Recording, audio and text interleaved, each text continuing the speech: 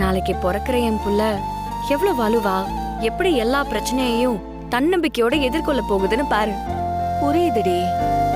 ஆனா இப்படி விடிய விடிய உக்காந்து படிச்சு தூக்கத்தை கெடுத்துக்கிட்டு ரொம்ப கஷ்டப்படுறியோன்னு தோணுதுடி. நாம நினைச்ச லட்சியத்தை அடையணும்னா கஷ்டப்பட்டு தானே ஆகணும்.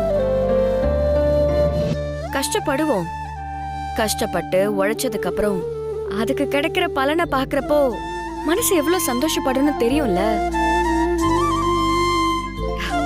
எல்லாத்தையும் தாண்டி நானும் என் புள்ளையும் வாழ்க்கையில சுயமா இருக்கணும்னா அதுக்கு நான் படிச்சு டாக்டர் ஆகணுமா? நாளைக்கு என் புள்ள வந்து எங்க அம்மா ஒரு டாக்டர்னு இந்த உலகத்துக்கே பெருமையா சொல்லணும். நான் யாரையும் எதிர்பார்க்காம கௌரவமா இருக்கணும். அதுக்கு நான் படிச்சுக்கிட்டே இருக்கணும். இத நான் என்னைக்குமே கஷ்டம்னே நினைக்க மாட்டேன்.